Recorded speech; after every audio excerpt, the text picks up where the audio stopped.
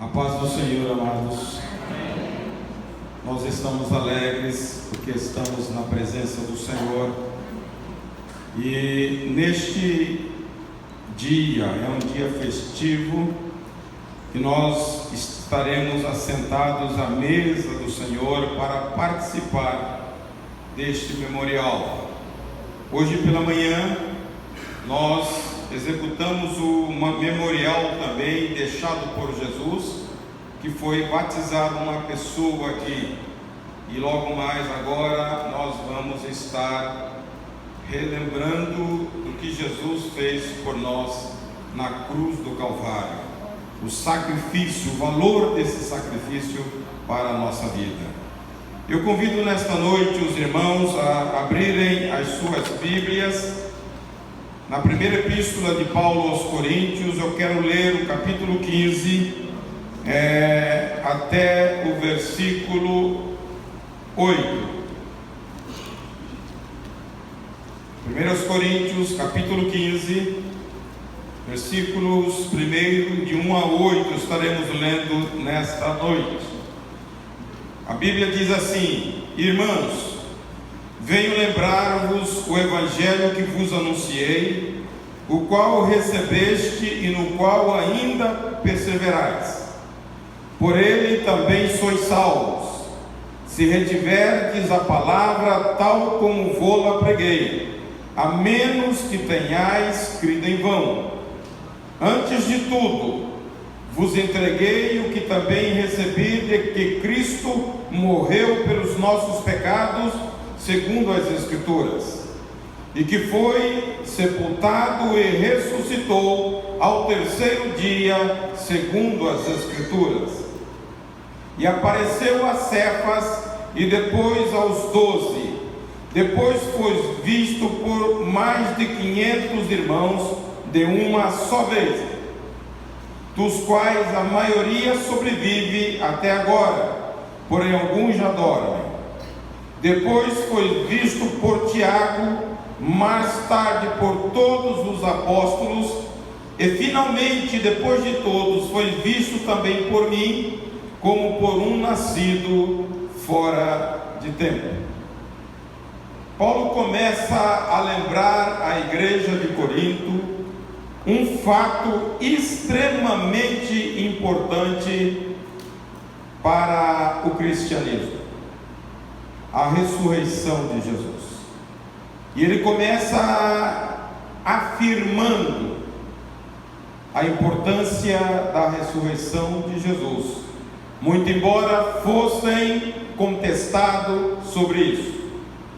A necessidade desta vitória sobre a morte, ela aparece quando Deus cria o homem e lhe dá uma ordem para que ele obedeça: não toque na árvore do conhecimento do bem e do mal.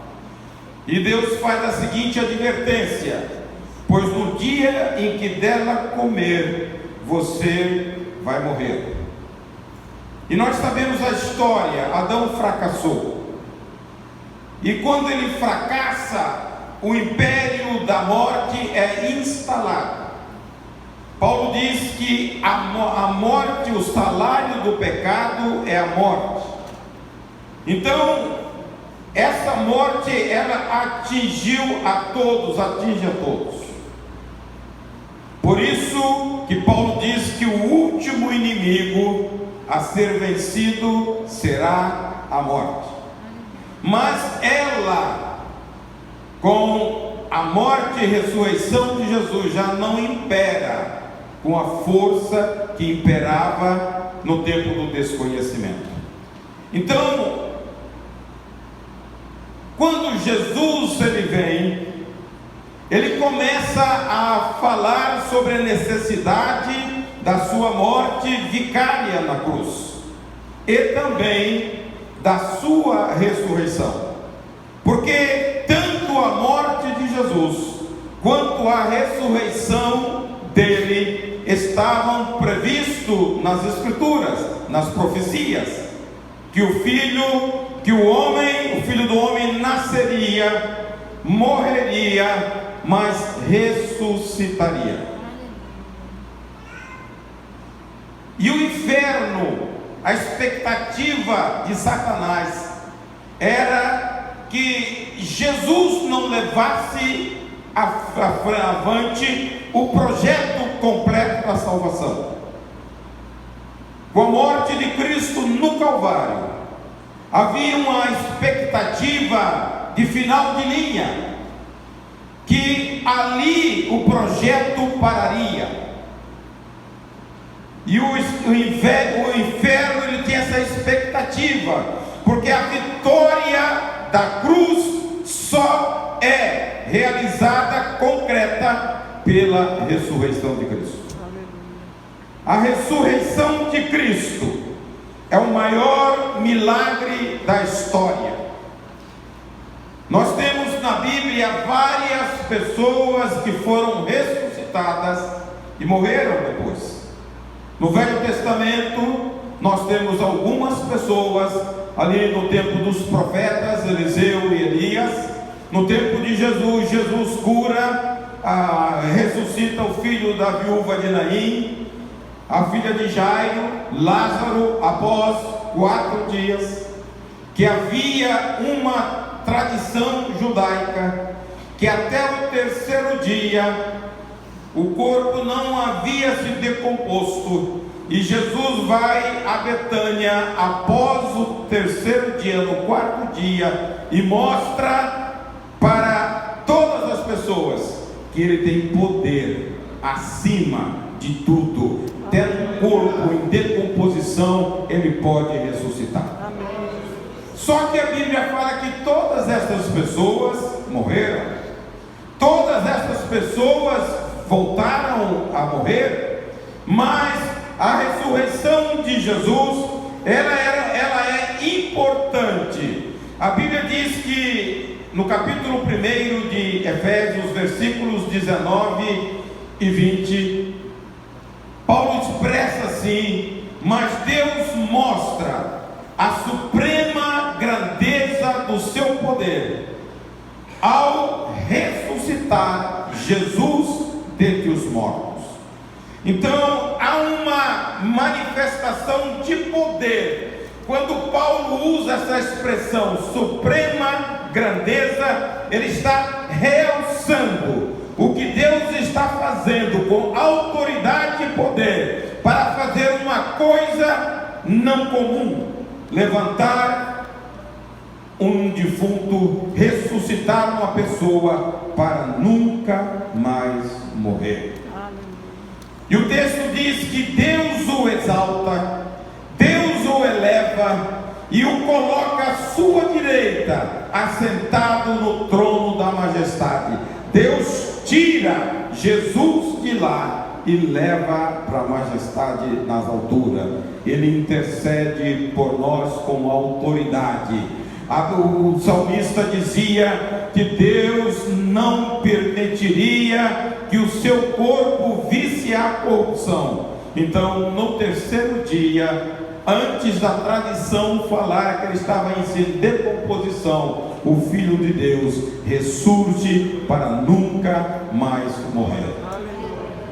Quando nós olhamos o texto que Paulo fala aqui em Coríntios, ele está afirmando que o valor da ressurreição. Ele diz: vocês são salvos por causa da ressurreição, se não é que vocês creram em vão. A ressurreição é base da nossa salvação. Uma pessoa morta não pode proporcionar a outra salvação. Só quem pode proporcionar salvação é uma pessoa que se levanta dentre os mortos. E nós vemos as religiões onde todos os fundadores, nenhum se ressuscitou dentre os mortos. Maomé continua lá, Buda continua lá. Todos os fundadores estão mortos, estão sepultados, mas o túmulo de Jesus está vazio, porque ele ressuscitou. É ou não é, irmão? Raulina, está vazio. Você entra lá, você sente a glória, porque Jesus foi ressuscitado pelo Pai. E a igreja de Corinto, por ser uma cidade helênica, e ela estava muito envolvida com as filosofias. A filosofia grega, ela dizia que eles criam até na pós-morte, mas não criam na ressurreição. Eles criam na alma, no espírito, mas não criam que o homem pudesse ressuscitar. E isso estava entrando na igreja. E Paulo começa a refutar esta filosofia, dizendo que do valor da ressurreição de Cristo. Porque havia uma corrente, lá no versículo, se não me engano, no versículo 12, ele diz: ora, se é corrente pregar Cristo ressuscitou dentre os mortos, como pois afirmam algum dentre vós que não há ressurreição? Então ele começa a mostrar a importância da ressurreição de Cristo para o cristianismo. É o nosso fundamento. E ele diz: se Jesus não ressuscitou, a vossa fé é em vão. Por quê? Porque os gregos diziam que a carne para nada presta. O espírito é essencialmente bom, mas a carne não presta. Com isso eles pregavam um hedonismo, licenciosidade, que você podia pecar, fazer todo tipo de pecado no corpo, que estaria tudo resolvido, desde que você preservasse o espírito. Mas não criam na ressurreição. E isso é uma cilada que existe hoje em muitas igrejas aqui. Nós servimos um Deus santo e requer de cada um de nós santidade. Nós não podemos viver como o mundo vive. Nós fomos chamados para sermos diferentes, parecer com Jesus. A Bíblia diz que Jesus passou por aqui sem pecado. Ele veio numa estrutura frágil.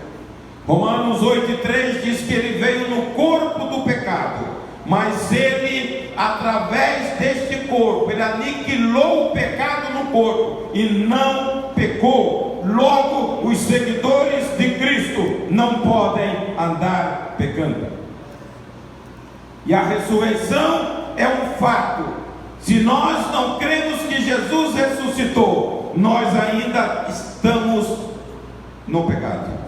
Mas Cristo ressuscitou e o pecado foi tirado, porque cruz sem ressurreição não salva. O que salva é Jesus triunfando sobre a morte. Glória a Deus. Então, quando Paulo fala isso para a igreja, para reafirmar que há necessidade da ressurreição, e ele diz que ele elenca seis coisas que acontecem se você não crê na ressurreição. Ele diz: se Cristo não ressuscitou, não há ressurreição, e é vã a nossa pregação. E ele diz: se você crê que Jesus não ressuscitou, é vã a vossa fé. E ele diz: nós somos tidos por falsas testemunhas. E ele conclui lá no versículo 19: se esperamos Jesus apenas nesta vida, nós somos os mais infelizes de todos os homens. A esperança do crente é a ressurreição de Jesus. A Bíblia diz que no momento da crucificação, da morte de Cristo, ele desce ao Hades. Ele vai ter um ajuste de conta com o inimigo. E a Bíblia diz que ele faz um cortejo público diante do inimigo. Ele vai publicamente e anuncia a vitória sobre a morte. Paulo diz diz em Colossenses 2:15 que ele triunfa na cruz e vence o inimigo. Lá em Apocalipse, no primeiro capítulo, quando ele apresenta a João de glória, ele diz: a voz dele como de muitas águas, os olhos chamejantes, a palavra como voz de trovão. Ele diz: eu tenho a chave da morte e do inferno.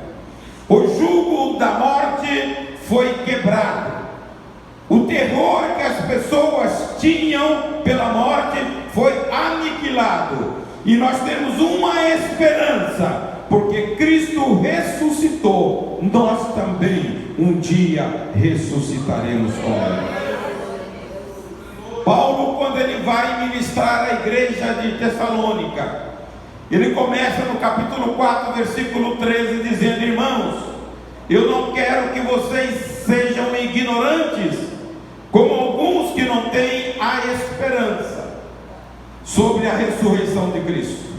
Ele diz: se Jesus morreu e ressuscitou, Ele também vai trazer com Ele os que morreram em Cristo. Então é uma esperança para nós. A morte não é o fim para a nossa vida, porque através da ressurreição de Jesus, Paulo diz a Timóteo que descortina para nós, em 2 Timóteo 1:10, a imortalidade. Nós temos, irmãos, uma alma dada pelo Eterno. Logo, esta alma é eterna. Esta alma não morre. Então a ressurreição tem todo o valor para nós, porque se Jesus foi tombado e levantou dentre os mortos, nós também levantaremos e estaremos com Ele em paz. A Bíblia diz que com a morte de Jesus, Ele triunfa sobre ela e traz a vida. Nesse mesmo capítulo, Paulo diz: por um homem entrou a morte, e por um homem a ressurreição. Capítulo 5, verso 12 de Romanos, Paulo expressa: a morte, o pecado gerou a morte, e a morte passou a todos os homens. Todos pecaram, todos nós ficamos sujeitos à morte. Só que a morte, por causa da vitória de Jesus sobre ela, não é terror para nós. Por isso que Paulo dizia: para mim o morrer é lucro e o viver é ganho. É muito melhor estar com Jesus. Ele dizia assim. Por quê? Porque esse pavor que existia nas pessoas que não tinham a esperança da ressurreição, aquilo aterrorizava. Mas nós vivemos debaixo desta confiança: Jesus ressuscitou. Nós servimos um Deus vivo, e a ressurreição de Jesus é um fato que mostra esse Deus vivo. Ele está à direita de Deus. Paulo ele diz: olha, Jesus apareceu às várias pessoas, ele confessa, e por fim a mim. Quando ele tem a experiência de falar com Jesus, ouvir Jesus falando: Saulo, Saulo, por que me persegues? E ele responde: quem é, Senhor? Ele diz: eu sou Jesus. Ele não estava falando com um morto, mas estava falando com uma pessoa que havia ressuscitado. E isto assenta no coração de Paulo, que ele sai dali convicto da vitória de Cristo sobre a morte, que era o terror. E ele passa a pregar a vida que há em Cristo Jesus. O sentido da morte de Cristo é algo espiritual e majestoso. Nós temos um Deus vivo. Amém. Muitas pessoas querem provas cabais, científica da ressurreição de Jesus. Nós temos os fatos históricos e nós temos fatos espirituais. A presença de Jesus no meio do seu povo, ela é sentida em todo o tempo. Quando nós olhamos a igreja primitiva, a reunião que eles faziam, mesmo debaixo de perseguição, eles glorificavam a Deus e eles exaltavam o Senhor, mesmo sendo açoitados, e o lugar aonde eles estavam reunidos tremia por causa da presença do Deus vivo. Aleluia. Nós, no tempo moderno, isto tem que ter uma evidência muito grande na nossa vida. Jesus prometeu estar conosco todos os dias até a consumação dos séculos. Essa promessa Jesus faz após a sua ressurreição. Ele encontrando com os discípulos, ministrando os discípulos, ele faz esta promessa. Logo, nós temos uma presença no nossa vida inconteste da presença de Deus. A presença de Deus nós não vemos, mas nós sentimos e autentificamos que Jesus está vivo. Ele ressuscitou. Quantos momentos que nós passamos, muitas vezes em aflição, e o momento que você se volta a clamar a esse Jesus ressuscitado, ele vem com resposta ao seu coração, te confortando. É um Deus vivo. A base a vitória do cristianismo repousa sobre a ressurreição de Cristo. Eu não sei porque muitas pessoas se acham solitárias, porque não experimentam o Deus vivo. Eu estou só. Tem muitas pessoas choramingando. Como crente, irmãos, Deus prometeu: estarei com você todos os dias. Crente nunca está só. Nós temos um Deus Espírito que mora no nosso coração, que anda conosco, que nos guia. É um Deus vivo, porque venceu a morte e ressuscitou para nos dar vida. Paulo diz isto, capítulo 6 de Romanos, versículo 9: sabedores que, havendo Cristo ressuscitado dentre os mortos, já não morre, porque a morte não tem domínio sobre ele. E quanto a ter morrido de uma vez para sempre, morreu para o pecado, mas quando vive, vive para Deus. A nossa vida está lá com o Senhor. Colossenses 3:3 diz que a nossa vida está escondida em Cristo Jesus, o vencedor da morte, o vencedor do inimigo. Então você não precisa temer, irmãos, a sua vida está lá. Ninguém pode com quem venceu a morte, ninguém pode com quem venceu o inferno. Eu tenho a chave da morte e do inferno. Tranquiliza-se, porque você tem uma proteção de um vivo que está à direita de Deus. E a Bíblia diz que Deus coloca esta pessoa vencedora como cabeça da sua igreja. Nós temos que ter mais do que vencedores em Cristo Jesus, porque o nosso Deus ressuscitou, venceu a morte e está à destra do Pai. Agora, a morte de Jesus é um começo para a nossa vida espiritual, porque nós não estamos servindo uma pessoa que está no túmulo, nós estamos servindo uma pessoa que está viva, e Ele destila esta vida em nós, Nós antes que estávamos mortos, distanciados de Deus, através da morte e ressurreição de Jesus, nós nos aproximamos e temos conexão diretamente com o Senhor. Nós estamos reconciliados com Ele na morte de Cristo. Paulo diz: Deus estava em Cristo Jesus, reconciliando consigo mesmo o mundo a Deus. E lá no 21, capítulo 5 de 2 Coríntios, no versículo 21, ele diz: e ele se fez pecado em nosso lugar, para que nós fôssemos feitos justiça de Deus.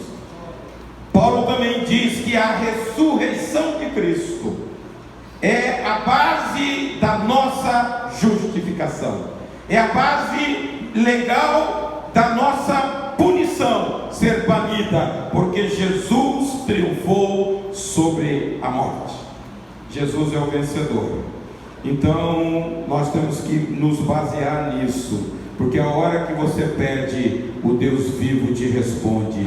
A hora que você clama, Ele está perto para te atender. Se não há ressurreição dos mortos, Cristo não ressuscitou. E se Cristo não ressuscitou, é vã a vossa pregação. Mas Cristo ressuscitou. E Paulo começa afirmando: Ele ressuscitou, porque vocês são salvos.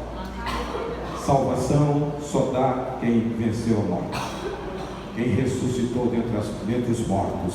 Então a vitória nossa, irmãos, é crer na ressurreição de Cristo. Paulo, eu fico olhando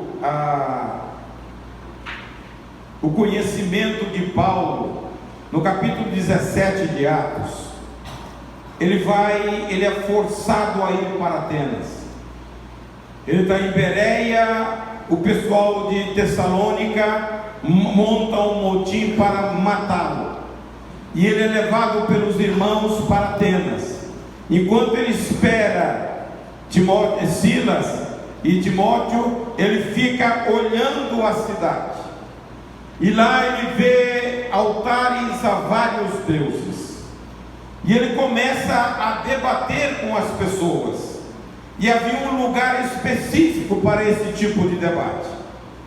O pessoal gostava de estar ouvindo novidade. E Paulo é convocado para o Areópago. E lá ele começa a pregar dizendo: passando, vi vários altares, e eu vou falar sobre o altar dos deuses desconhecidos. Esse Deus desconhecido por vocês é o Deus que criou todas as coisas. Ele não é servido por mãos humanas. Ele não é atendido por mãos humanas. Ele é o criador de um casal. Ele fez toda a população da terra.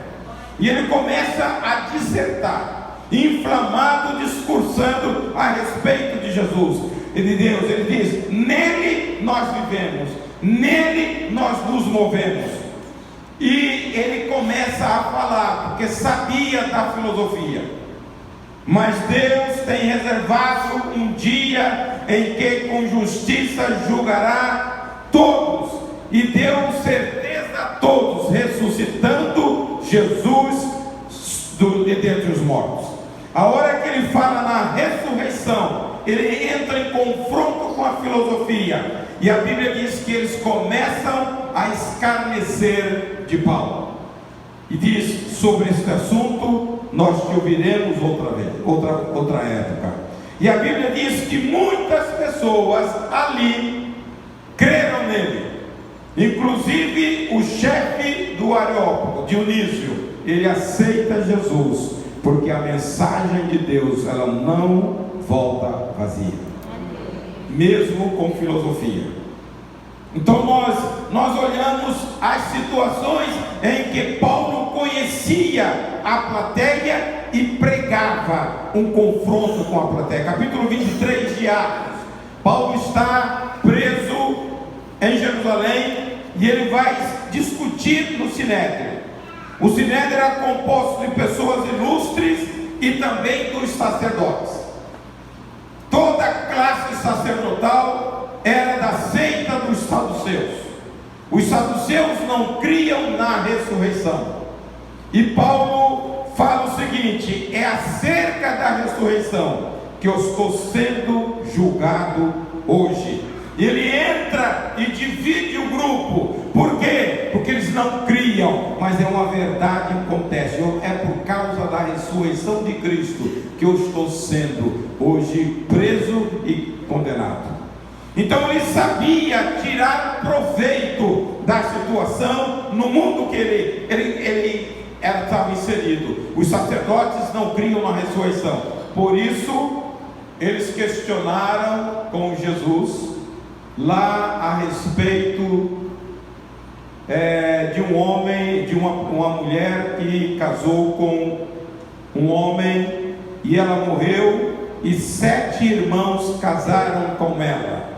E eles perguntam: no reino, de quem ela será o esposo?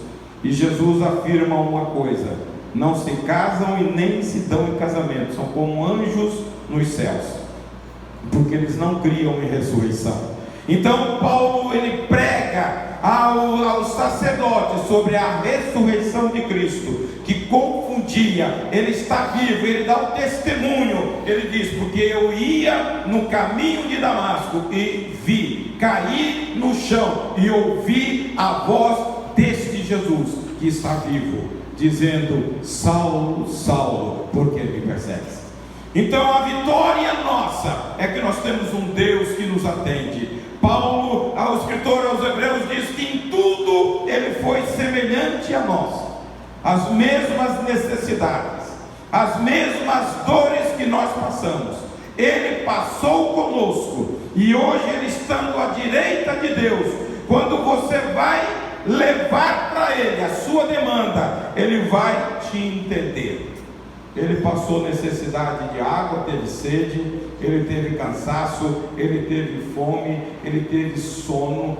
Tudo que você tem, Jesus teve, e ele está vivo. Quando você recorre, ele te entende, ele sabe qual é a sua dor, porque ele esteve aqui, mas hoje ele está à direita de Deus, e ele consola os nossos corações. O crente é consolado por Deus, pelo Espírito de Deus, quando nós pedimos a Ele. Paulo diz, 2 Coríntios capítulo 1, verso 3, ele diz que ele passou uma aflição, mas o Deus de consolação consolou o seu coração, para que, como ele foi consolado pelo Espírito de Deus, ele podia também consolar outros. A nossa experiência com Jesus ressurreto, vivo no nosso meio, nos leva a indicar, a mostrar ao mundo a veracidade da ressurreição. Jesus está vivo. Quando nós nos assentamos à mesa, ele está aqui. Eu tenho falado, irmãos, isso eu já falo na parte de estudo. Os céus, quando Salomão inaugurou o templo em Jerusalém, está lá em 1 Reis, capítulo 7, ele faz uma oração. Ele diz: os céus dos céus não podem conter a glória de Deus, e nem a terra. A Bíblia diz que o templo todo se encheu de fumaça, que eles não podiam entrar nem sair do templo. A transcendência de Deus, ele está lá, mas ele também está aqui. Aleluia. Quando você assenta à mesa do Senhor, você leva a mão ao pão e ao vinho. Lembre-se, Jesus está aqui, olhando você e olhando o seu coração, porque ele está vivo. Por isso que a Bíblia manda: examine-se, pois o homem a si mesmo. Porque muitas vezes nós tomamos isto como uma coisa rotineira, mas sem discernir. Por isso que a Bíblia manda que você entenda: Jesus está vivo. Os céus é pouco para contê-lo, ele está aqui. Qualquer coisa fora do padrão, a Bíblia diz que é juízo. Então não seja julgado pelo Senhor. Faça um exame de consciência e faça aquilo que está no seu coração com alegria, porque Jesus está aqui ao nosso lado. Ele está vivo, Ele ressuscitou dos mortos. Amém? Nós queremos orar.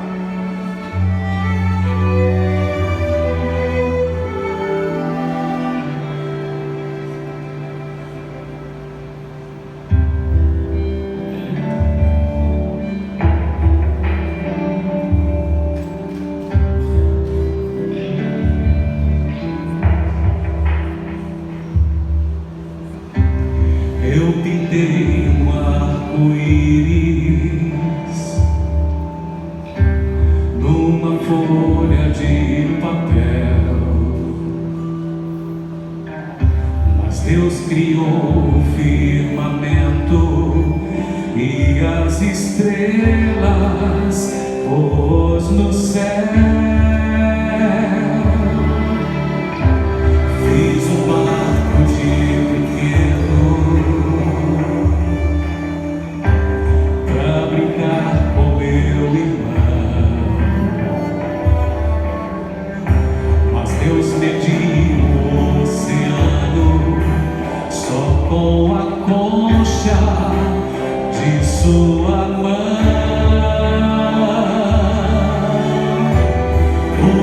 Deus assim sabe o que eu preciso também.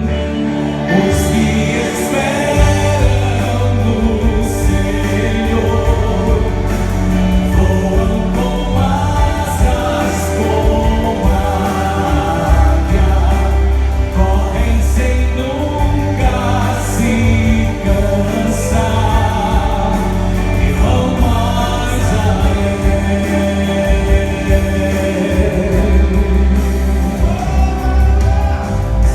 Tentei fazer a minha história, mas cansado percebi que Deus correu sempre ao meu lado e me deu forças quando eu caí.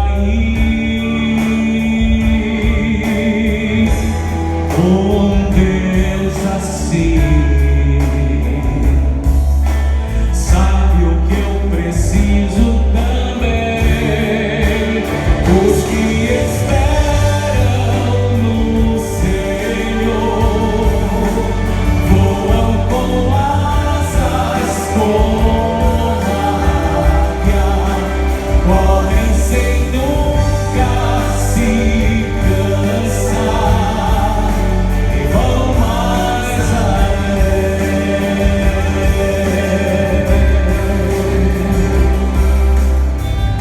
Será que o mundo ainda não sabe que só a força em Jesus?